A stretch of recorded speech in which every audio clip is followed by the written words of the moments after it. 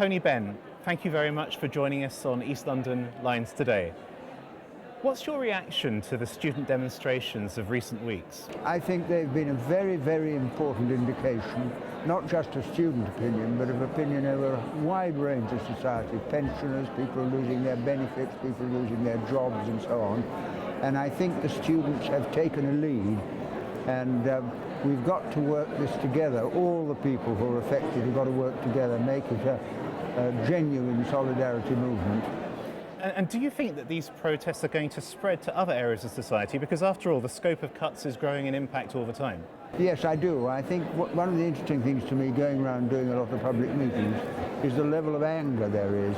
People in the health service talking about privatisation, people in education talking about the destruction of local authority schools, pensioners, people in public housing, you see their security threatened. I think this is all coming together and should come together, and I hope will. Yesterday, during the demonstrations, the police deployed kettling to contain demonstrators. But are you concerned at all about violence from students, for example, on the fringes of the demonstrations? Well, the question of violence is a difficult one to deal with, because if the police attack you when you're demonstrating, who is being violent? Clearly, violence doesn't help the case, because if the media are able to present this whole movement as a violent movement, then it may put people off. But at the same time, I know from history that those who take a stand very often are subjected to violent treatment by the police and others. So where that happens, we have to support them. And do you think that the Labour Party is genuinely providing effective opposition to the cuts? Well, it's providing some support. Individual members of Parliament are certainly doing that. But I don't think it's on the scale that is needed, and I think one of the effects of the demonstration will be to stir Labour members of Parliament and the Labour leadership to do more. As you don't see it being on the scale that's needed, where do you see the future of socialism in Britain? Well, socialism is a product, really, of people understanding society, that the real conflict of interest in society is not between Christians and Muslims, or English and foreigners and so on. It's between the overwhelming majority of the population who create the world's wealth and the handful of the population who own it. And so that understanding has emerged, and then the importance of the trade union movement in defending workers' rights, then the way that argument was carried forward into Parliament with the foundation of the Labour Party.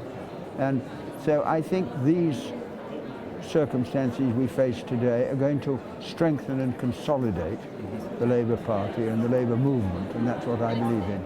The Conservatives and Liberal Democrats are clearly in favour of tuition fees, but Labour's not been so clear in that area.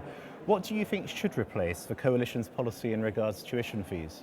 Well, when I was in a cabinet in which everybody, including myself, had free education, and it introduced tuition fees, and I was against it, and the Conservatives in a similar position. Because if you look at it, a student who goes to university gives up 3 years' earnings. He might be working filling shelves in a supermarket, or he might be doing something else, but he's 3 years of his earnings he hands in himself. That's his investment. And then if he gets a better job as a result, he should be taxed according to his income, but not according to his education. I mean, we don't tax educated people, we tax people who've got a decent income. And that is the right way. So I'm quite opposed to it. I think it should be carried on the tax burden. And once you start paying for university education, how long will it be before you start paying for school education and so on? And then for health and everything else, it would erode the welfare state completely. Tony Benn, I know you were stuck in traffic for hours this evening, so thank you very much for taking the time to talk to us. Much appreciated. All you're doing. It's a wonderful job. Thank you very much indeed.